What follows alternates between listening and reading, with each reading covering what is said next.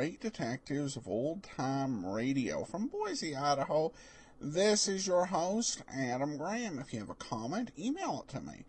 Box13 at greatdetectives.net. Follow us on Twitter at Radio Detectives and call us if you like to leave a voicemail, 208-991-4783.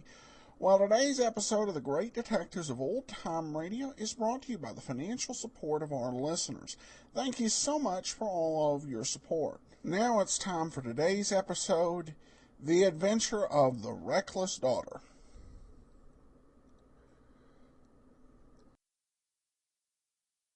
The Adventures of Frank Race, starring Tom Collins.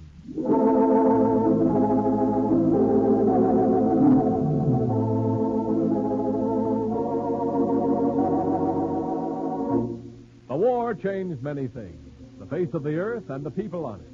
Before the war, Frank Race worked as an attorney, but he traded his law books for the cloak and dagger of the OSS. And when it was over, his former life was over, too. Adventure had become his business. The Adventures of Frank Race.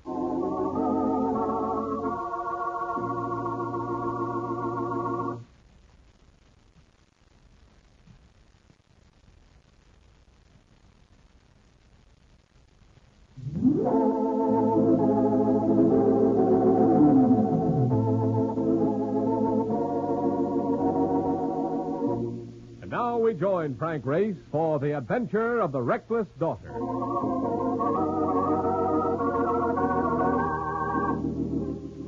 Night brooded over the city, and its streets seemed quiet. But you could sense the bitterness that lay beneath the apparently placid surface. This was a section of the European continent. Here the scars of war showed jagged and ugly. It was a healing, not a happy process. Oh, brother. Talk about dead towns. Everybody here must be between the quilts. It's almost midnight. That's late. In New York, things would just be getting started. I'm afraid it's different here, Mark. Yeah, I'll say it's different. Every guy you meet gives you the dog eye. You all seem to think that... Oh, brother, they come kind of close. Listen. Hey, I say this town was dead. I'm now munching on my wife. Well, not much use standing here. Let's go. Look, what are we doing in this town, Race? You never did get around to telling me. I don't know what the job is yet. You have to see a man by the name of McDonald. Well, I can see that there's no... Hey, that one just about took off my ear. Stay back against this wall, right there in the shadow. Look, what goes here anyway? Wait a second. But I heard someone call. American, you can come here. Hey, it's the same. The doorway over there. Come on. You made it. Yes. And thanks for the suggestion. Oh, I could not leave you there, could I? Not when those bullets are really meant for me. Yeah, who's on the other side of them? Probably the police. Cops? Leave us not stay here. There's no future in it. Let's... Well, doesn't seem to be much future out here either.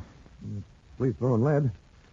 If they are the police. Oh, you don't believe me. I wish it went so dark. The rest of you goes with that voice. You must not strike a light. We would draw the fire. Which brings up the question of getting out of here. There is a little cafe in the next square.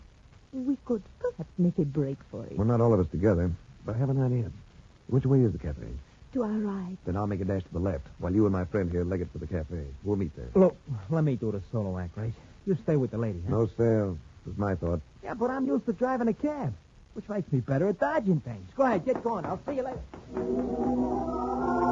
He was gone before I could protest. With two shots reaching out for him as the girl and I took the other direction.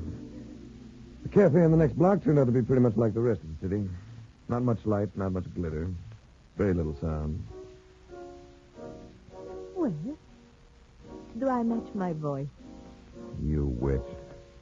You knew you'd knock me over, didn't you? You were sure of it. Oh, I'm surprised, too. Very pleasantly surprised. Red hair and brown eyes and all the accessories. And I mean all of them. A woman at whom someone fires bullets. Remember? You're gay. You laugh when so many of these around are grim and unsmiling. Why? To waste life on anything but laughter is foolish. Why? Stephanie? Just Stephanie? seems to be it. Would it do me any good to ask you the why of the bullets? Not at the moment, because we're going to be intruded upon. I object to that word, Stephanie. You make it sound too personal. He had the look to spell bloodhound. And I sensed that because of the girl, he was going to be my enemy. Grace, this is Gregor Savas. Won't you sit down? You will pardon me if I do not. Sit down, Gregor. It will ease that temper of yours. You have a companion, I believe, Mr. Race. Yes, What happened? He is quite all right. But we will have to charge him with resisting arrest. Now you know, Ray. Savas is a policeman. A highly placed policeman, to be sure, but a policeman nevertheless. Gregor, do sit down and have something to drink with us. It will lighten your spirits. I am not anxious to lighten my spirits. There are other things to think about. Savas, if Mark Donovan's guilty of anything, then I am equally so. And I. If I thought I could make use of such a situation, believe me, I would. Your companion was guilty of physical resistance. In this country, that is serious. In this country, everything is serious. Let the man go, Gregor. He was only trying to help me. If I have my way, and I think I will, he shall pay a full penalty. And that, for your information, Mr. Race, is quite severe. This was his parting shot. With it, he left us, pausing only a moment or so to say something to a man beside the door. I'm sorry, Ray. I'd better start doing something about Mark. Oh, of course. I wish I could help. Will I see you again? Why not? I'm staying with a friend, a countrywoman of yours. Find the church of San Sebastian and walk through its graveyard. Unusual directions. Geraldine Carr is an unusual woman. I'm very fond of her. I headed for the door, but halfway there I got my eye full of trouble. The lad to whom Savas had spoken had a knife in his hand.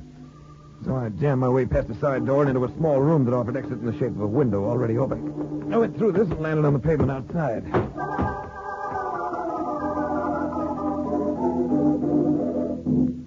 I'd told Mark that we'd come to the city to see a man by the name of MacDonald. And it was to this person that I went now. It was after midnight, but I found him still up, reading the latest blurb on the condition of Europe.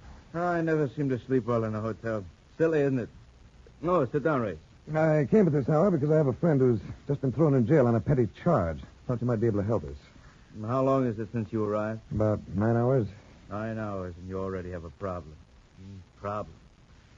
This country is full of them. I know I'm in business here. I could probably do something for your friend. I'm wondering if you can do something for me. I'll try. I want to trigger a big expansion program here, Race.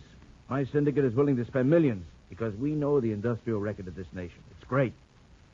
Naturally, to keep such a development sound, we must have insurance. But the underwriters are balking. Too much instability of government, too many factions, cross purposes. I can imagine that. The sense is just from walking the streets of the city. There's one man who ties the nation together. He's done it before. He can do it again. Anton Vendine. Yes, you know him. It's largely because you know him that you're here. Now, if we can persuade Vendine to again become prime minister, the insurance companies are willing to restore protection to business. That's the most important thing that can happen to this country. I want you to talk to Vendine, Race. I want you to persuade him to accept the post that people want him to take. If he'll say yes, President Lator will appoint him tomorrow. Well, I'm surprised that he hasn't already accepted. What's the impasse? Well, for some reason, he's become a recluse. Won't talk to anyone. That's why your name was mentioned. You know, I understand you once held a cellar with him, kept a full detachment of Nazis at bay for almost 2 days. Yes. Well, he's a lion, that Vendine. Yes. Say nothing of yourself. Will you see him? Yeah, as early as possible, tomorrow.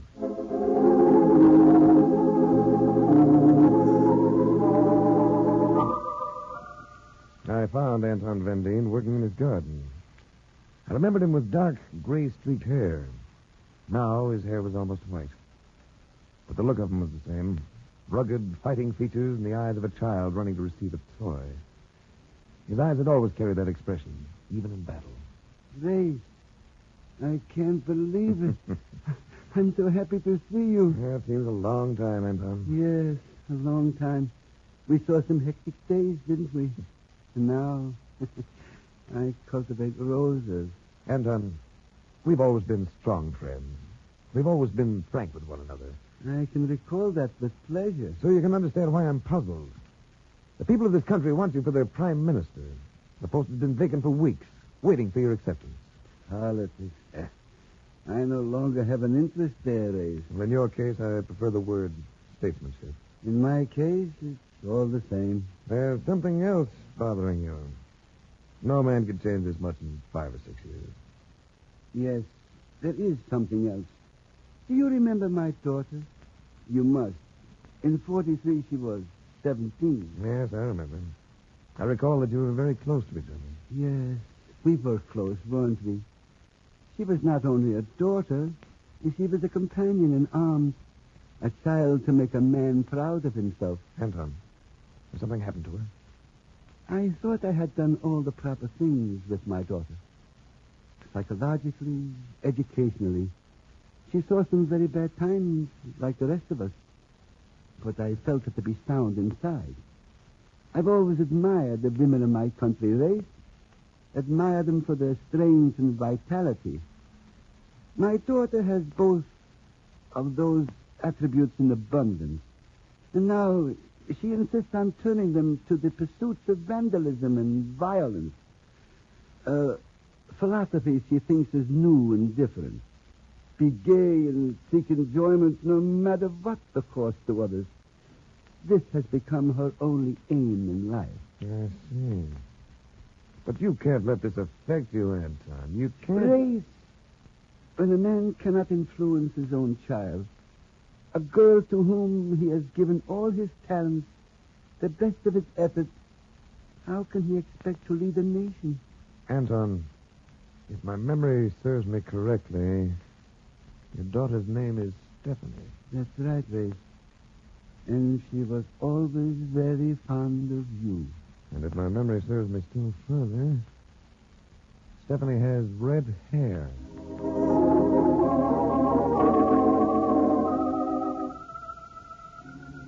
Stephanie Van Deen. No wonder I hadn't recognized her. I remember what she'd been like 5 years before, thin from lack of nutrition. A young girl who seemed all eyes. She'd changed, and how she'd changed. I kept walking. The thought of Stephanie Van Deen's beauty couldn't quite dispel the feeling of depression I developed in talking to her father. Because of my preoccupation, I didn't notice the car until I'd almost reached it. It stopped so as to block my passage across the intersection. There was the driver, a man sitting in back. Another man stood alongside the car, leaning slightly on a cane. Mr. Race, So us. you may be interested to know that your companion was set free about an hour ago through the request of a rather influential person. Oh, that's gratifying. I resent meddling, particularly on the part of foreigners. And I consider you and your companion to be a disturbing influence here. So I am making a suggestion. Get out of the country.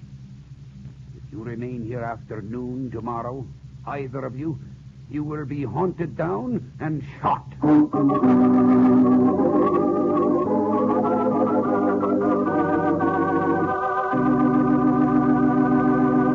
We'll return to the adventures of Frank Race in just about 1 minute.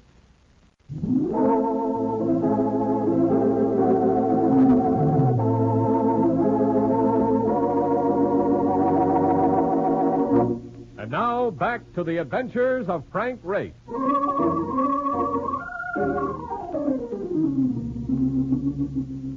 The overall picture had become clearer now.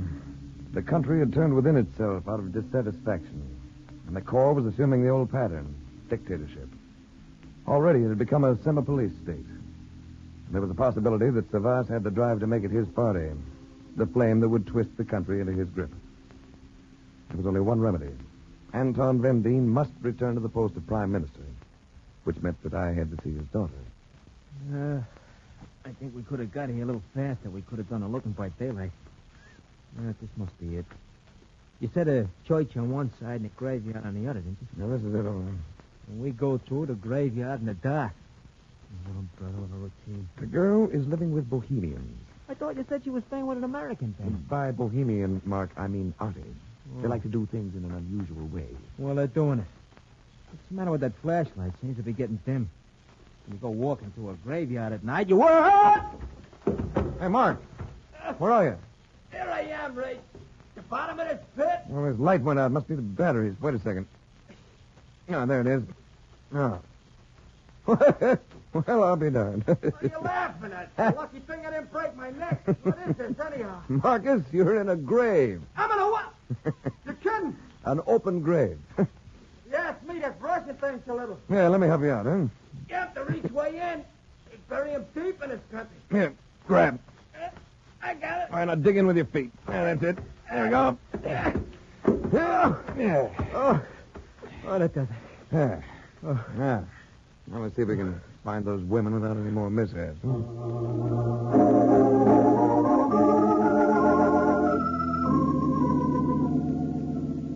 The place turned out to be the loft over a barn, but a loft that had been decorated quite fetchingly.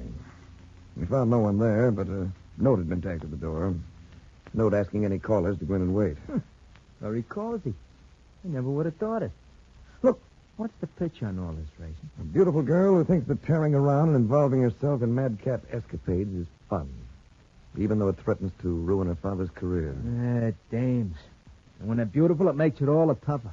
Oh, Huh? you sound so cynical, the pair of you. Well, hello, Stephanie. Where'd you come from? Oh, we have a back door, too. Hello, Ray. Why didn't you tell me who you really were? Oh. You've seen my father.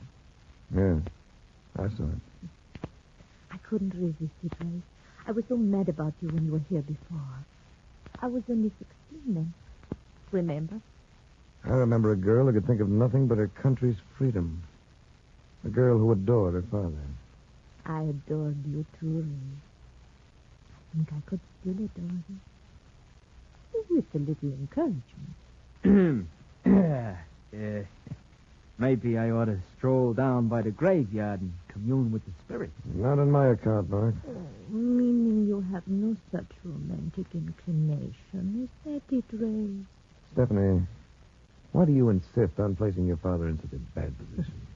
You mean because I refuse to wave the flag any longer? Maybe I suffered from war nerves, too? Maybe I want a little fun. From what I gather, your fun gets pretty rough. Vandalism. Must be quite a crowd you're traveling with. I like them. They know how to live. All I ever really knew before I met them was how to die. Ah, this is probably Geraldine now. And Ted. Oh, darling, we missed you. I thought... Oh, I'm sorry. Why? Because she's got another man here? Well, I'm not sorry. He's too good looking.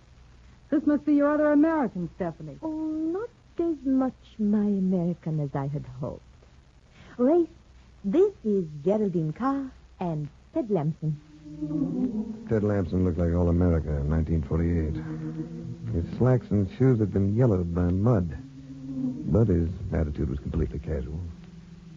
Geraldine Carr had the look of a nightclub hostess, and the attitude to go with it. You mean he's giving you trouble, Ducky? Oh, he thinks I'm being a silly, willful female. Why, Ray? Because she refuses to moan about the probability of the next war? Because she's sensible enough to know that having fun's the most important thing in life? It's quite a breezy philosophy. Good thing it hasn't been the creed of all mankind. And why not? We'd still be peering out of caves. It's our idea that you can be happy and still do things, Ray. Well, I understand you do things, all right. Not very constructive, though, are they? Do come in, Gregor, even without knocking. I am not here socially, Stephanie. This time my visit is official. Then I'm sure it concerns me. I am sure it concerns you, my dear.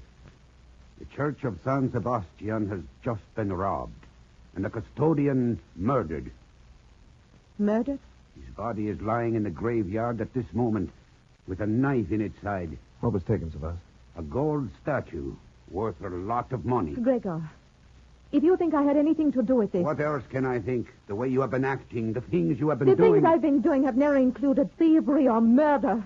I'm sorry, Stephanie. I must place you under arrest. Race. Mr. Race is leaving the country. He has less than 24 hours. I trust he is keeping that in mind.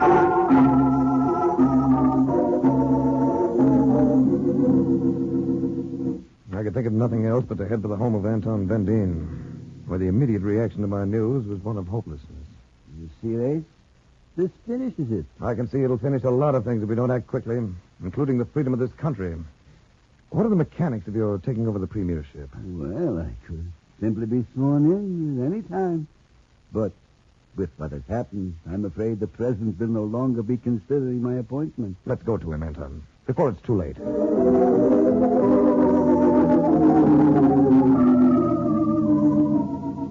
President Lator, a gray little man with furrows of trouble etched across his forehead, shook his head dubiously.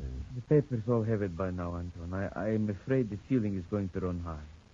Yesterday you were the hero of the people. Tomorrow they may think of you only as the father of a murderer. Under the circumstances... I understand. Will you excuse me, Johnny? He left us to answer his phone. When he came back, his expression looked even more troubled than before. What is it, Nikolai? Gregor Savas. He insists that I summon him to the post of Prime Minister. If you do, Mr. President, it'll be a move you'll gravely regret. I'm afraid I'm going to have no other alternative. I have held the post open too long as it is, waiting for you, Anton. And Mr. Vendine's ready to accept it. But this is a scandal, Race. We may as well give up. We are a religious people, Mr. Race, and that statue had great importance to us. Suppose we find it. Suppose we prove that Stephanie Vendine had nothing to do with its theft. Oh, I should be most happy. Then I'd like you two gentlemen to meet me at the side entrance to the Church of San Sebastian in about an hour. I think I know where to find that statue.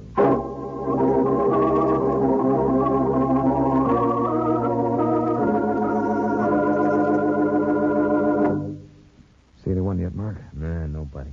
But it's a good thing that moon come out and behind those clouds, they wouldn't be able to see nothing. You want the president and Mr. Van Dane to come first, don't you? Yes. And if I have timed it right, that's the way it'll work. If I have timed it right. There's so much that can go wrong with this, Mark. Hey, here comes a couple of guys now, right? Yeah, let me look. The ones you want? Yes. The president, Anton Vendine. We're in this doorway, gentlemen. All right, Ray. Oh, Mr. Race, whatever you're going to do, you must do it quickly. I have only a short time in which to make a decision. If I've timed it right, Mr. President, you shouldn't have too long to wait. In fact, there's someone now. Where? Coming through the graveyard. Who is it, Ray? A countryman of mine, I'm ashamed to say. Oh, but something's wrong. He should have had company. He's gone. One moment he was there, and now he's gone. Come on.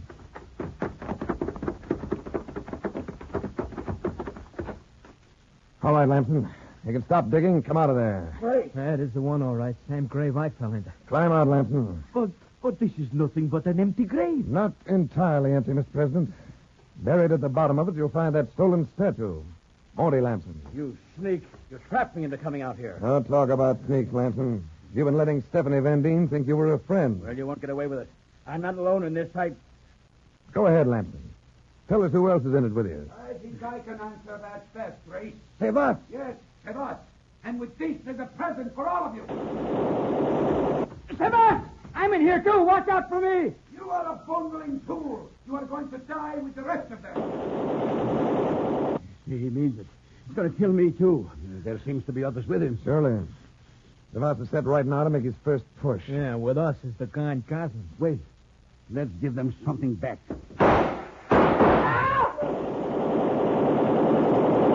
Mr. Race, what is going on here? I'm afraid our friend Savas intends to assume control of this country. To do that, he knew he'd have to discredit Anton Vendine. So he took advantage of Stephanie's apparent waywardness and framed this theft and murder. That's the way of it, isn't it, Lamson? Yes. Yes, that's the way of it. He'd have made it stick, too. If Mark Donovan hadn't fallen into this grave. Oh, it looks as though he may win even so. They're pinning us down while they come closer. It's just a matter of time. Let them come closer. I welcome it. You know, I still can't see how you figured this one out, Race. You notice this grave now, Mark? It's just about 6 feet deep, isn't it? Yeah, but when I fell into it, it was a lot deeper. 6 feet has always been the proper depth for a grave. But if you wanted to hide something in it, you'd make it deeper, wouldn't you? Which they did. They went right down to the yellow soil that Lamson had on his shoes. Great. I think they're coming. We are coming, all right.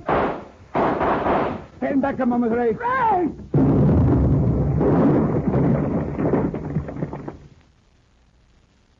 Oh, brother. What was that? Anton, you wiped them out with a hand grenade. We did it once before, Ray. Remember? Against the same kind of people. Let's get out of here, Anton, so we can have you sworn in as Prime Minister. For the second time, you've earned it.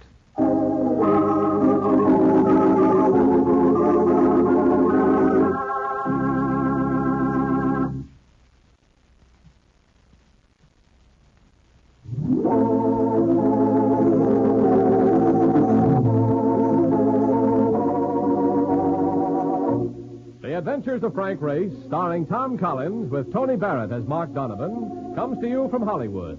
Others heard in tonight's cast were Gene Bates, Evelyn Scott, Jack Crucian, Wilms Herbert, Joe Duvall, and Harry Lang. This series is written and directed by Buckley Angel and Joel Murcott. The music is composed and played by Ivan Ditmars. Be sure to be with us again this same time next week for another dramatic chapter in The Adventures of Frank Race. Art Gilmore speaking. This is a Bruce Ells production.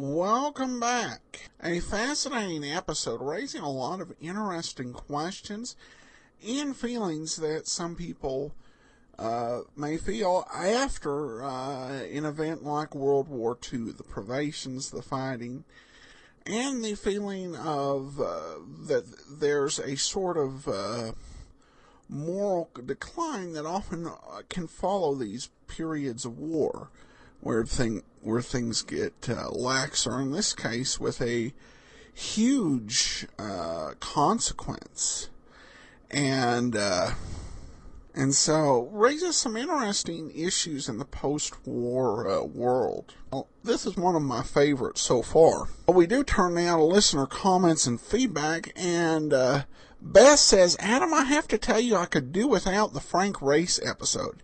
He makes out with each episode's love interest sooner than even Pat Novak does. Ugh! I just feel like they ruin perfectly good storylines with gratuitous romancing. Well, you know, everybody's, of course, welcome to their opinion. I don't know if I quite see it. I mean, it certainly isn't like Banachek or something like that. I do think that it does happen that a lot of women insert themselves into situations with race to throw him off the trail. We see quite a bit of that. I wouldn't consider him over exuberant like Pat Novak, because you would have more, I think, a feeling that something was going on with Pat Novak. This one, I don't think it's quite as overt. I will say that any time a show overuses an element, be it romance or violence, it risks deadening the impact of what it's overusing. You know, as we're looking 11 episodes, about a quarter of the way through the series, my favorite episode so far has been the Istanbul Adventure. And that one had a romantic context to it, that he was in love with this girl who he had met during the war. And she ended up dying because of black market drugs being smuggled in that were not effective, at protecting people. And that had, I think, a definite emotional impact, because I think you got a sense that he definitely seriously cared about this woman, and she died. I think you can you can deaden it if people feel like, well, you know, he's got a different woman every week, so it doesn't feel like as real an impact. So I understand what you're saying. I'm not necessarily seeing it at this point, but as always, I welcome listener comments and feedback on what you see, on what you're experiencing in the show. And the nice thing, too, about our podcast is if there is a show you don't care for, well, then you can just go on to Tuesdays. All right. Well, speaking of Tuesdays, tomorrow it's The Fat Man. And then join us back here on Monday for the adventures of Frank Race. Send your comments to box13 at greatdetectives.net. Follow us on Twitter at Radio Detectives, and give us a call, 208-991-4783. From Boise, Idaho, this is your host, Adam Graham, signing off.